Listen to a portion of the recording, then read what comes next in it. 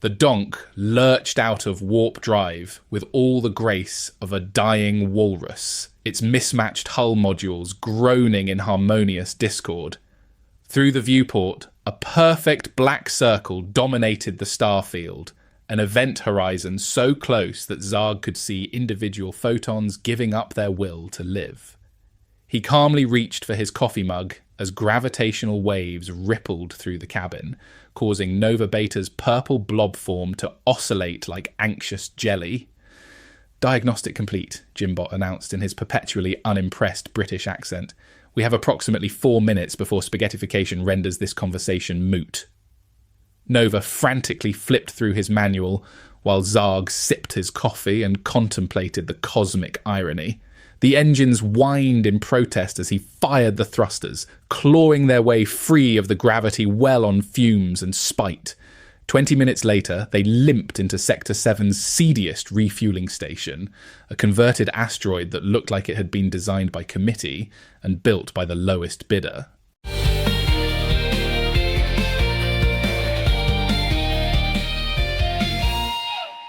The fuel gauge on the donk read optimistically empty as they docked with a metallic thunk that suggested several new hull breaches.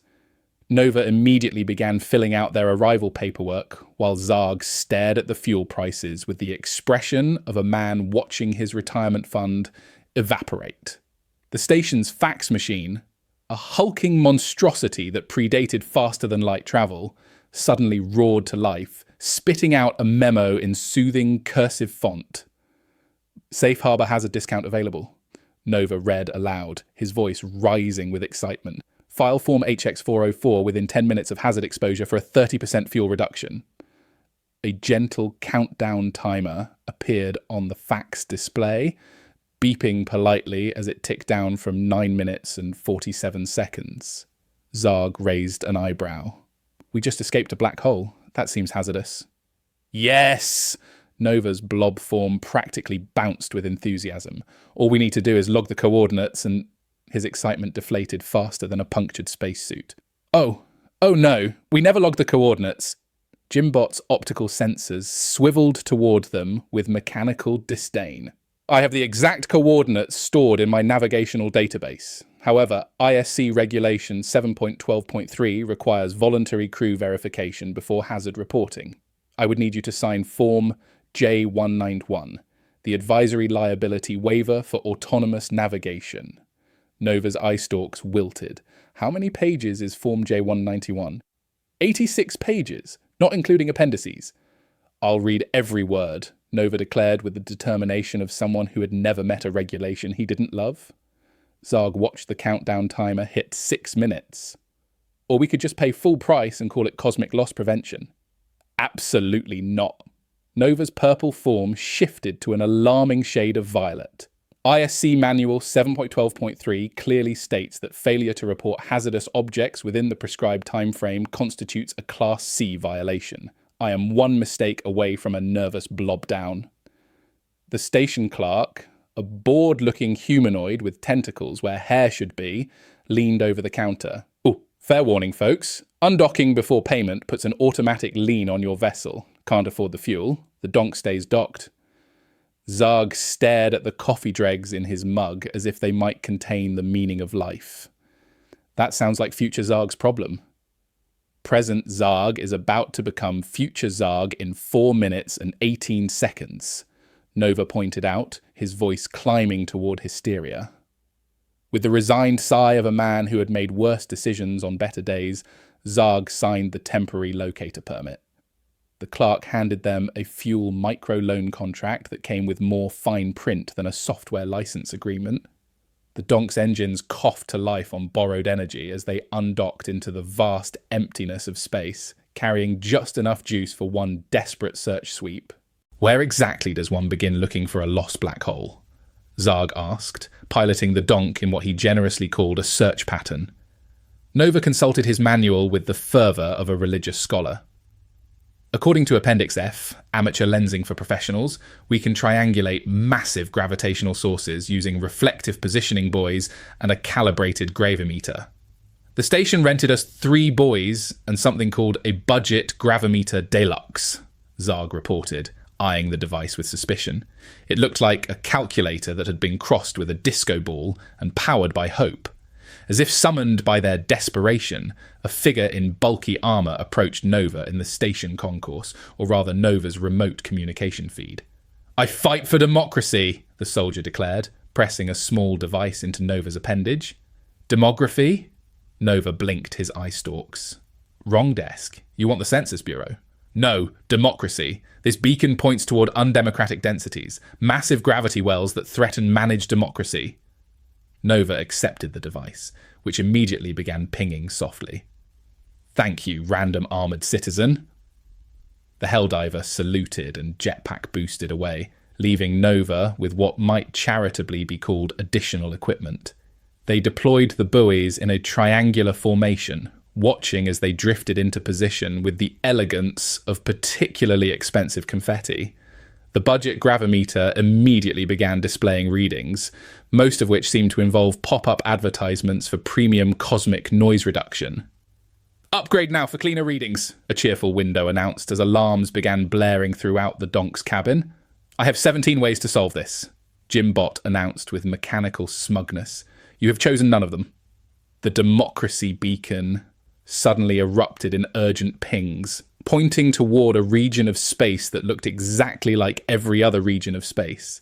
The gravimeter's readings spiked, then promptly disappeared behind an advertisement for extended warranty coverage on gravitational detection equipment.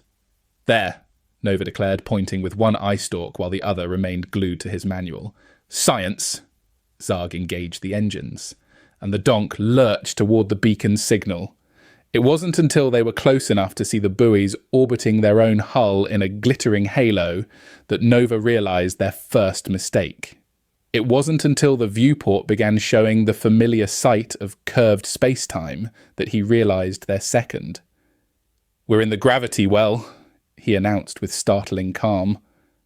Zarg nodded, sipping his coffee as time dilation began to stretch the liquid into slow-motion spirals on one side of the console while Nova's cup was still brewing normally on the other. Present Zarg is filing a complaint as the donk began its inexorable slide toward the event horizon. Nova speed read through the manual's emergency procedures, his eye stalks darting between pages with the desperation of someone who had just realised that knowing every regulation in the galaxy was useless if the galaxy was about to become a very long, very thin string of atoms. "Here!" he shouted, jabbing at a footnote buried in subsection 12.7.4. "Irregular hull profiles may resist uniform tidal shear through selective module desynchronization." Zarg blinked slowly, his coffee now aging into something approaching geological sediment.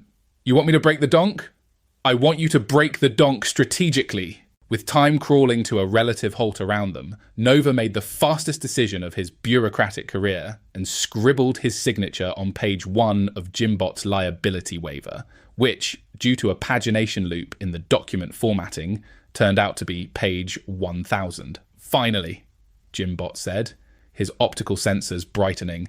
"Calculating emergency trajectory now. Fair warning, this will feel like being kicked by a cosmic donkey."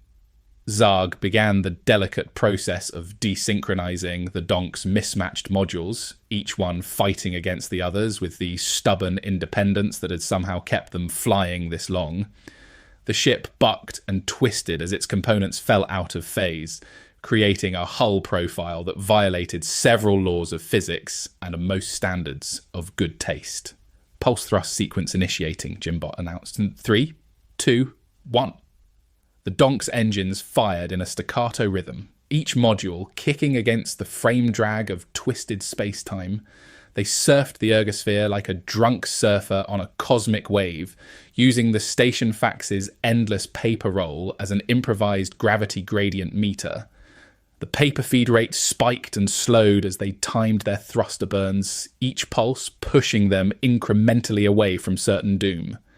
With a final, bone-jarring kick that rattled every bolt in the donk's improvised frame, they shot out of the gravity well and into the blessed emptiness of normal space.